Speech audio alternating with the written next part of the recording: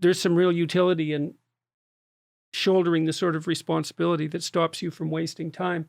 And you asked about negative elements of having children. I think in some ways similar to Russell, at least with regards to what he said so far, is there was virtually nothing about it that was negative as far as I was concerned. I suppose I was somewhat, it was difficult to sort out how the attention was going to be split in the household. I missed your mother when she was so occupied with the infants. But having children more than made up for that. And, kids get a bad rap and people think of them as an impediment to freedom. And it's such a foolish way of thinking because it's so remarkable to have children and you can have the best relationship. You have the opportunity of having the best relationship with anyone you've ever had in your life when you have children. And then also, someone is finally more important than you. Hopefully when you get married or you fall in love with someone, they're as important as you, or perhaps even more so.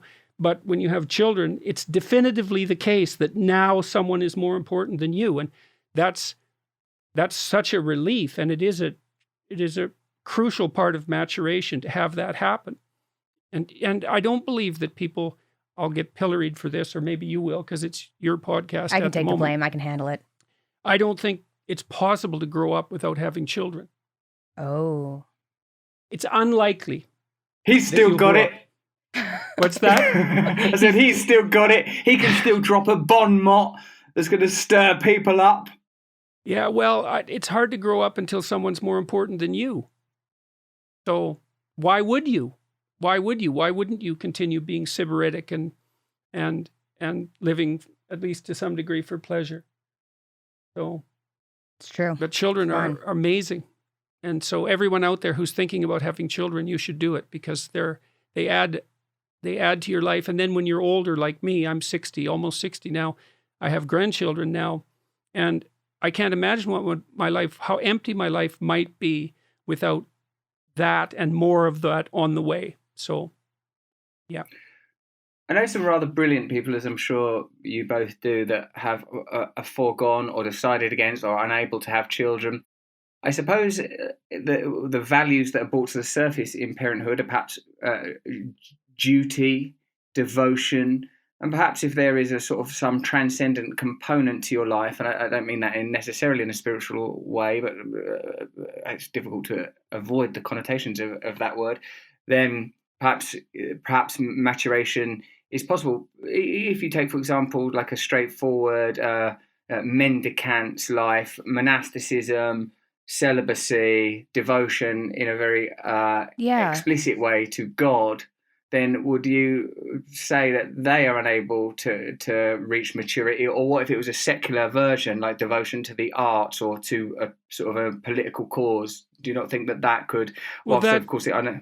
That reminds me of something I wanted to talk to you about. I read your book, Mentors, which is this book right here. And one of the things that it made me think about was I've thought for a long while that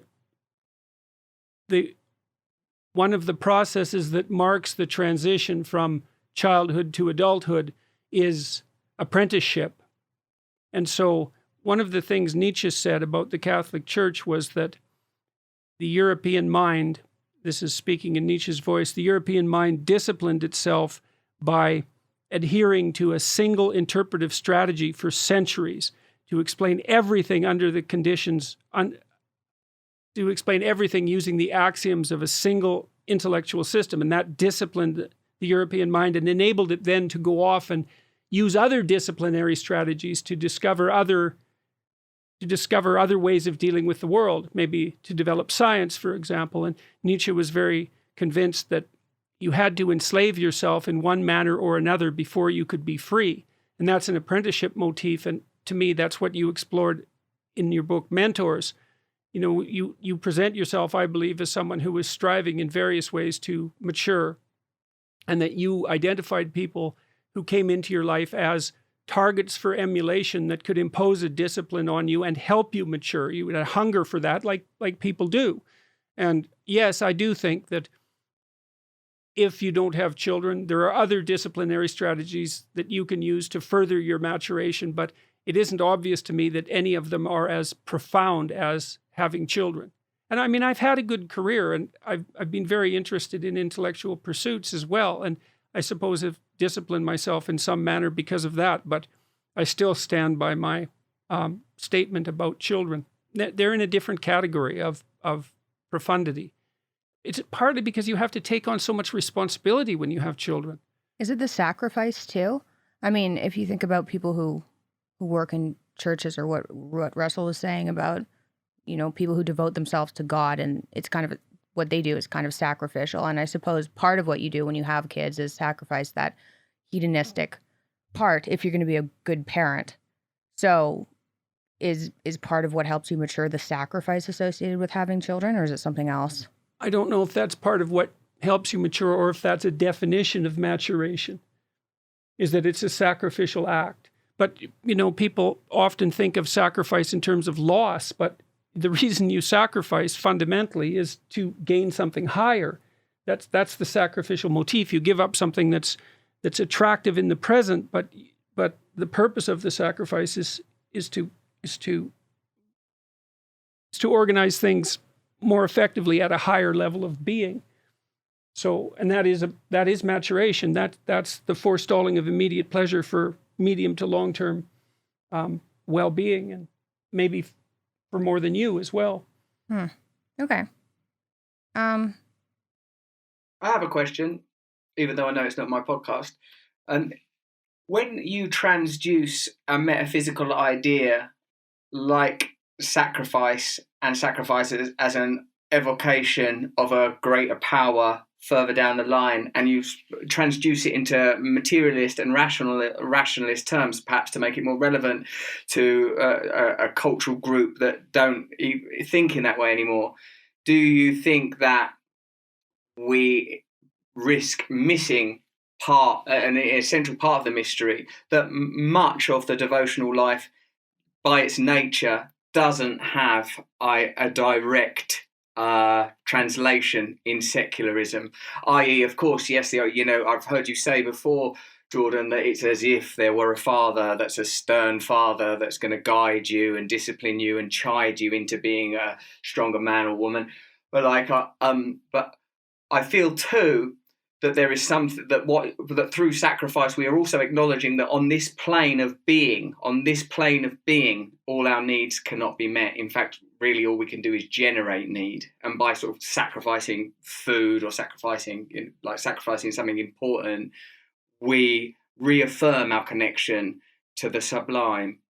Okay, well, I think that whenever you bring a transcendent concept in some sense down to earth, you risk inappropriately constraining it if you assume that your act of bringing it down to earth has explained it fully. So I don't believe that my explanation of sacrifice explains it fully. And so I think you can retain that. You can retain the advantages of ineffability. For example, if I assess a piece of literature or a film and make its metaphysical presumptions more explicit, I don't believe that necessarily takes away from the film. It can, because it can be reductionistic, but it can add an additional, by furthering understanding, it can add an additional layer of utility to the experience. I've tried to do that with the biblical lectures I've done, for example. I'm not trying to explain everything away, although I do think that, generally speaking, you should use the simplest explanation that's at hand. So it's a risk, but hopefully it can be a risk that is fundamentally productive. Yeah, I reckon that I suppose that mentorship and education is dependent on crossing this space between the ineffable and the at least palpable or the apprehendable to some degree. Well, that's the thing, is that if the ineffable stays entirely ineffable, then you can't put it to use. And I think you're absolutely right that the mentorship does that, and there's a profound religious instinct there, and I think it was really operating in you. You make reference to it a number of times. For example, you had, by your own admission, a strong tendency to romanticize the women in your life. You say you deify them in some sense, or maybe more accurately, you perceive them that way to begin with, and then over time, in some sense, the stars fall away from your eyes. But that's the action of an instinct. That would be the anima projection from a Jungian perspective, is that there's an instinct in you that's pushing you towards development, and the way it manifests itself is by illuminating certain elements of your experience. And those that might occur, for example, when you meet a male figure who you admire, who you then start to imitate. It's the deep workings of your unconscious illuminate that figure and make him, say, stand out against the background, because you've apprehended that there's something about his pattern of being that addresses a lack in yours. And the same thing can happen in romantic relationships, and that can also not be purely illusory.